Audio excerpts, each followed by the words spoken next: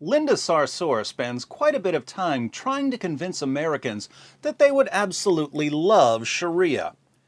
You'll know when you're living under Sharia law if suddenly all your loans and credit cards become interest-free. Sounds nice, doesn't it?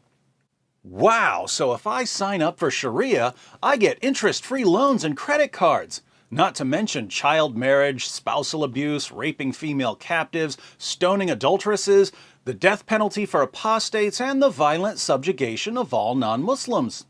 Sharia, come for the interest-free loans, stay for the pedophilia and female genital mutilation. Speaking of female genital mutilation, you'll never guess who just got caught lying to all of her gullible followers about female genital mutilation. I'll give you a hint. I am every Islamophobe's worst nightmare. She's every Islamophobe's worst nightmare. Someone who constantly lies about Islam in order to deceive people who would never in a million years sit down and actually read an Orthodox Muslim source. Obviously, if you're trying to get Americans to warm up to Sharia, you have to keep them utterly ignorant of almost all of Sharia. Just keep telling them about the interest-free credit cards until they're being forced to convert with swords at their throats. Police recently arrested a gang of female genital mutilators in a Detroit suburb. The three suspects are all members of the Dawoodi Bohra sect of Shia Islam. Now, as warped and twisted as our ethical views have become here in America, people still tend to agree that doctors shouldn't be chopping off little girls' clitorises. So who's going to step in and protect Islam from criticism? Everyone's favorite fake feminist responded to the arrests with, "Female genital mutilation has no place in Detroit or anywhere else in the world. Female genital mutilation is barbaric and is not an Islamic practice." I agree with Linda Sarsour that female genital mutilation is barbaric and that it has no place in Detroit or anywhere else in the world, but I'm confused by her claim that it's not an Islamic practice, mainly because Muslim scholars and her prophet say the exact opposite. For instance, the sheikhs at the fatwa site Islam Question and Answer were asked to comment on this topic. A concerned Muslim wrote, "Nowadays we hear that many doctors denounce the circumcision of girls and say that it harms them physically and psychologically, and that circumcision is an inherited custom that has no basis in Islam." Sounds like something Reza Aslan would say. I mean, the argument about the female genital mutilation being an Islamic problem is a perfect example of that. It's not an Islamic problem, it's an African problem. Well, wait. The scholars replied, "Praise be to Allah. Firstly, circumcision is not an inherited custom, as some people claim. Some people, including Linda Sarsour and Reza Aslan. Rather, it is prescribed in Islam, and the scholars are unanimously agreed that it is prescribed. Not a single Muslim scholar, as far as we know, has said that circumcision is not prescribed." Think about this. Linda Sarsour tells her followers that female genital mutilation isn't an Islamic practice. But actual Muslim scholars say that they unanimously agree that it is an Islamic practice and that they can't find a single Muslim scholar who doesn't think that it's an Islamic practice. Oddly enough, this would suggest that actual Muslim scholars don't regard Linda Sarsour or Reza Aslan as scholars, and yet Sarsour and Aslan are constantly paraded across news channels as experts. It's as if our news channels don't want accurate information about Islam. But let's see why Muslim scholars are unanimous on this issue. Their evidence is to be found in the Sahih Ahadith of the Prophet, which prove that it is prescribed. For example, 1. The hadith narrated by Al-Bukhari and Muslim from Abu Huraira that the Prophet said, "The fitra is a kind of natural predisposition human beings have because they're created by Allah, is 5 things, or 5 things are part of the fitra: circumcision, shaving the pubes, cutting the nails, plucking the armpit hairs, and trimming the mustache." This hadith includes circumcision of both males and females. So, female circumcision is part of Allah's created order according to Muhammad, the Prophet of Islam. 2. Muslim narrated that Aisha said, "The Messenger of Allah said, when a man sits between the four parts, arms and legs of his wife, and the two circumcised parts meet, then ghusl is obligatory." The Prophet mentioned the two circumcised parts, i.e. the circumcised part of the husband and the circumcised part of the wife, which indicates that a woman may be circumcised just like a man. Female circumcision was taken for granted by Muhammad, so much so that he could describe sex as the meeting of the two circumcised parts. Strange that Muhammad would take female circumcision as an absolute given, while Linda Sarsour describes it as a barbaric practice that has no place anywhere, let alone in Islam. 3. Abu Dawood narrated from Atiyah al-Ansariya that a woman used to do circumcisions in Medina, and the Prophet said to her, "Do not go to the extreme in cutting. That is better for the woman and more liked by the husband." But the scholars differed concerning this hadith. Some of them classed it as da'if, weak, and others classed it as sahih. It was classed as sahih by al-Albani in Sahih Abi Dawood. The fact that circumcision for women is prescribed in Islam is confirmed by the ahadith quoted above, not by this disputed hadith. But the scholars differed concerning the ruling, and there are 3 opinions. Now, lots of Muslims try to throw out this hadith from Sunan Abu Dawood.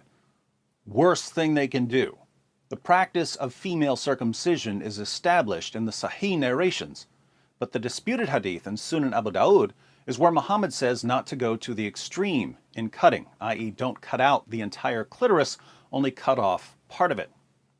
When you throw out this hadith, you don't have any restrictions, and female circumcision is whatever the doctor and the family want it to be.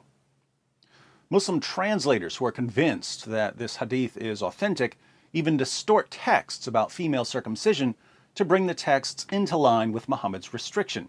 For instance, this is Reliance of the Traveler. It's a manual of Sharia. Odd that a manual of Sharia would be more than 1,000 pages long when Linda Sarsour can sum up Sharia in a single tweet. "I don't drink alcohol, don't eat pork, I follow Islamic way of living. That's all Sharia is." Let's look at the translator's version of what Reliance of the Traveler says about female circumcision. Circumcision is obligatory for both men and women. The O indicates that this is a comment from Sheikh Omar Barakat. For men, it consists of removing the prepuce from the penis, and for women, removing the prepuce, Arabic bazar, of the clitoris. Not the clitoris itself, as some mistakenly assert. The N indicates that this is a comment from the translator, an American Muslim. And the final addition is an A, meaning a comment from Sheikh Abdul Wakil Duribi. Hanbalis hold that circumcision of women is not obligatory, but sunnah, while Hanafis consider it a mere courtesy to the husband. Notice that the translator translates bazar as prepuce of the clitoris, the skin at the end of the clitoris.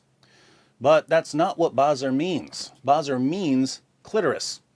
When Abu Bakr, Muhammad's closest companion and the first of the rightly guided caliphs, insulted a pagan by telling him in volume 8, page 76 of the History of At-Tabari, "Go suck the clitoris of Alat," a goddess the man believed in, the Arabic word for clitoris is bazar. So here's what Reliance of the Traveler, a manual of Sharia, actually says without the creative additions. Circumcision is obligatory for every male and female by cutting off the piece of skin on the glands of the penis of the male. But circumcision of the female is by cutting out the clitoris. This is called hufad. Reliance of the Traveler says that female circumcision is cutting out the clitoris, and that it's obligatory. The translator waters this down because he's trying to bring the ruling into line with what Muhammad said about not going to an extreme in cutting. If you call that a weak hadith, you're left with cutting out the clitoris. Is female circumcision starting to sound like it has something to do with Islam? Uh-huh. From an Islamic perspective, there are only two areas for disagreement. First, how much of the clitoris should be cut off. A scholar's answer to that question will depend on whether he believes that the circumcision hadith in Sunan Abu Dawud is strong or weak. And second, whether female circumcision is obligatory, a girl has to be circumcised, or it's just very highly recommended and you'll just be treated like a whore if you aren't circumcised. This brings us back to Islam question and answer. The three opinions of scholars are: 1. That it is obligatory for both males and females; 2. That circumcision is sunnah for both males and females; 3. That circumcision is obligatory for men and is good and mustahab for women. Mustahab means recommended. The scholars conclude, thus it is clear that the fuqaha of Islam, the scholars of Islam, are agreed that circumcision is prescribed for both males and females, and in fact, the majority of them are of the view that it is obligatory for both. No one said that it is not prescribed, or that it is makruh, meaning disliked, or haram, meaning forbidden. All of the scholars said that circumcision is prescribed for females. Most said that it's obligatory. No one said that it's disliked or forbidden. No one except American Muslims like Linda Sarsour and Reza Aslan. And here's what I find most amazing. You can go to some of Linda Sarsour's followers. You can show them what the Muslim sources say about female circumcision, what actual Muslim scholars say about female circumcision, what Sharia manuals say about female circumcision. You can show them that what Linda Sarsour says about Islam totally contradicts what Muhammad and his companions and Islam's greatest scholars said about Islam. And they just don't care. Linda Sarsour tells them what they want to hear, and that's all that matters. That's terrifying, not only because there's an entire generation out there that has no respect for facts or reality, but also because female genital mutilation is a real problem for young girls around the world. And by constantly attacking people who try to expose the problem, Sarsour is ensuring that future generations of Muslim girls will have their genitals mutilated in the name of Islam because no one ever deals with the problem. One person who is trying to do something about the female genital mutilation problem is Ayaan Hirsi Ali. Sarsour once tweeted, Brigitte Gabriel equals Ayaan Hirsi Ali. She's asking for a censored whipping. I wish I could take their vaginas away. They don't deserve to be women. Linda Sarsour wants to take Ayaan Hirsi Ali's vagina away. Why is this disturbing? Ayaan Hirsi Ali is a former Muslim, and she's a victim of female genital mutilation. Islam already took part of her vagina. Sarsour wants to take the rest. Quite the champion of women's rights you've rallied behind there, feminists. But again, we can agree with Sarsour on one thing. Female genital mutilation is a barbaric practice that has no place anywhere in the world. But think about the obvious conclusion here. Premise 1.